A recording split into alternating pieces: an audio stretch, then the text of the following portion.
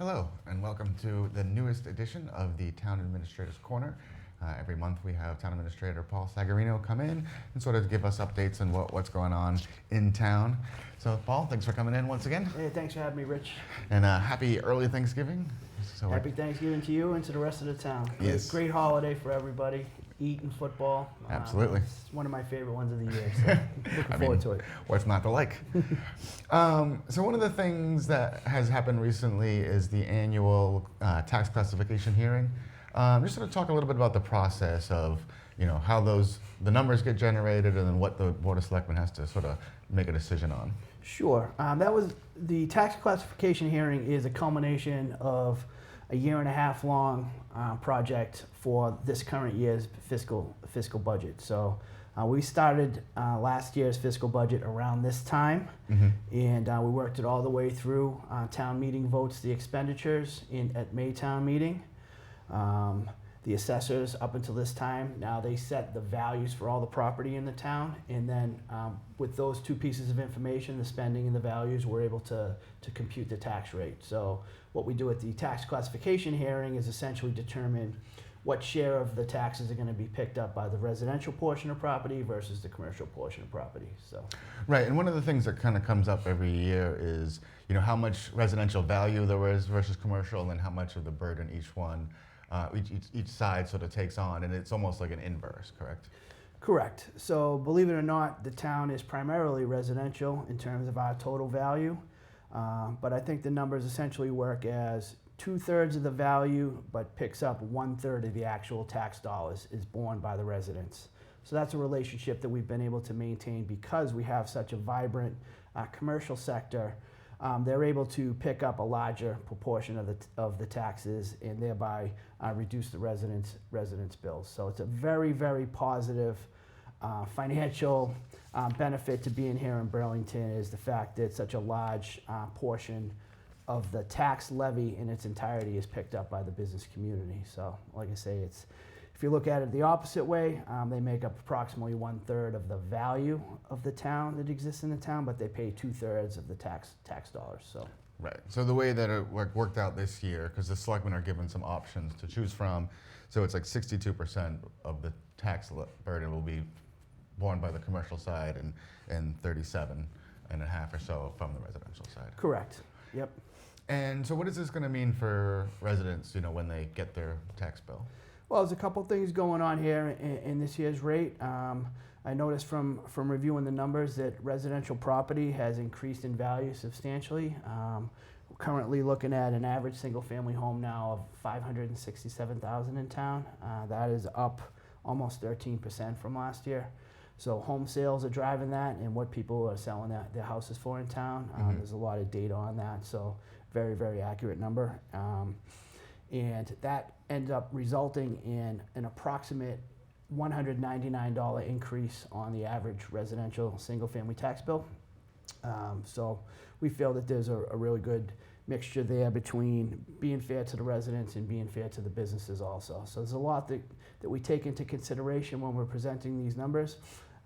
First and foremost is the impact on the residents, but we also have to be conscious of the fact that our businesses are in competition with other communities as well. Right. So in other words, if we drive the taxes on businesses up too high, then that'll make us less competitive and potentially could lose businesses from that too. So it's a very delicate balancing act.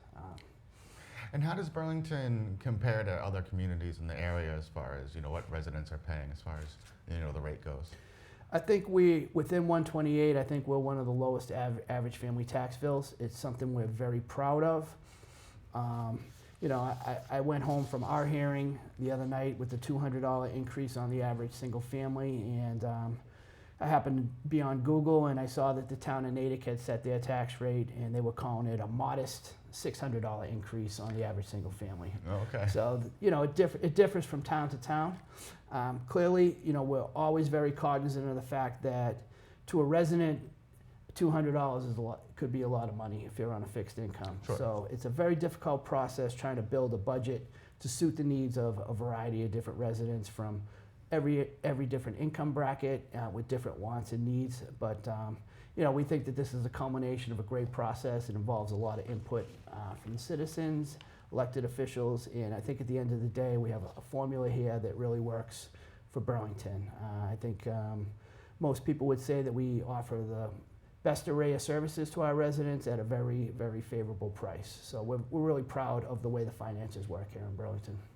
Excellent. So switching gears a little bit, I know one of the projects that I think we even spoke about it before in an earlier edition of this segment was the parking lot at the Human Services Building. I know there was, a plan that was drawn up that, would really increase the parking. The first iteration was sort of rejected by the planning board based on removing too much green space. Another plan was put forward, and I know that you've been before the planning board a couple of times since. So kind of where do things stand now? All right, well, we're very fortunate to receive approval to a scaled down version of the original project that the town brought forward. We ended up with 20 parking spaces up front, and we're able to maintain a majority of the green space on that front lawn there. And, I think this is a perfect example of, a town board process being very effective. I think that we were able to include a lot of very, very good suggestions from planning board members and other folks along the way. And I think we ended up with a much better project in its entirety. It's taken a while to go through the process. But at the end of the day, I think we really hit it just right. And again, it wouldn't have been that way without having positive input from planning board members and other elected officials. We had a site visit, and we all walked the site together, and we exchanged ideas. And at the end of the day, I think, like I say, we got some very valuable input onto the project, and I think that, we have a better end product because of the planning board process. Excellent. One of the things that we've been sort of talking a lot here at BCAT in different stories is biotech in Burlington, and I know you were at a hearing last Monday at Northeastern campus from a state delegation that was in town. What did you take away from that, and what do you think how the town is positioning itself as far as attracting more biotech companies? Well, first of all, thank you to Representative Gordon for bringing, it was the Joint Committee on Economic Development from the state legislature, brought them to town. Thank you to Northeastern for hosting us at their phenomenal new facility. I know that you were getting ready to take a tour as I ran into you there. Yep. And just an amazing building. We're so fortunate to have Northeastern in our community as a first-class educational institution, in addition to everything else we have to offer. That's going to be huge for us. The biotech labs is considered to be sort of the future of property. As we all know, the office building market is consistently changing. A lot of people work from home now. Some people work from a coffee shop. So it's believed in the future that there's going to be a lot less reliance on office space. We really feel as though attracting these types of businesses to town is great for our future of our community. These labs have a much lower impact in terms of how many people work at the building, so they're less harmful from a traffic standpoint. And they're also very, very expensive to build, and they have very, very valuable property within them. So they're very, very valuable buildings once they're built. In terms of our ability to tax them. And, we really feel as though, Massachusetts leads the way on biotech, and we want to be a place that biotech is very strong in Massachusetts. And there's been great efforts by the planning board and, planning director to get us the Mass Bio Platinum status. Right. And again, we have several proposals for the January town meeting where several property owners are considering zoning changes that would allow them to be a more attractive site for these types of businesses in the future. So we're really excited about, we want to become Kendall Square outside of Boston. And, I think we'd be really setting ourselves up well for the future if we're able to attract some of these businesses to make their home here. Excellent. And one thing that I saw yesterday, last minute kind of thing, was the town received an award for its annual report, which is the second year in a row at least. Third, okay. Third year. We're a little bit bummed out because we've come in third 3 years in a row. So we're trying to figure out, I know as I left the office earlier that Betty was sort of trying to figure out who beat us so that we could sort of review their annual reports. Yes. But the town's always done a great job with its annual report. It really is a great document. I know we give it out on Election Day, I believe, but usually there's plenty of copies available up at the town hall. It's also available on the town website. But it's a great recap to what happened the previous year. It's a beautiful bound document, and it's a great historical thing for the town to have. I mean, we probably have these for going back a ton of years, and there's a ton of historical information as to what was going on in the town at that time. So it's something we're very proud of. Department heads put a lot of effort into writing their sections of the annual report, and Betty in the selectman's office puts it all together, and she does a ton of work to put it together. So by you receiving that award is really validation of all the efforts that go into putting it together. So it's a great feeling for us. So I would urge any residents that haven't seen the annual report to click on it on the website. There's a ton of great information in there. Yeah, I get one every year and it's chock full. So last thing, we did mention that, we are taping the day before Thanksgiving. We're heading into the holiday season. There's a lot of great organizations, people helping people, Helpist. I know the fire department is doing a toy drive.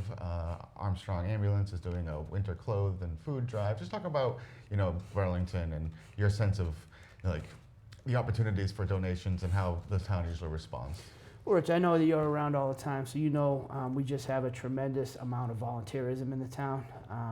We have great support from our business community, so there's plenty of opportunities for a resident that wants to get involved, and as you know, there are quite a few that really put in a ton of work in some of these endeavors. So there's plenty of places for people to help out. I know that there's the Giving Tree down at the Burlington Mall for the people helping people. Burlington Lemonade is another again, one. if you have the opportunity, if you have the time, if you have the money to support a charity of your choice, this is a great time of year when there's a lot of folks out there who could really use assistance. So it's a great time of year to be active, and try to do something helpful for your fellow citizens. Excellent. Well, we will leave it there. And once again, have a happy Thanksgiving. And thanks for coming in. Thanks to you, Rich. Have a great one. You too. Thanks.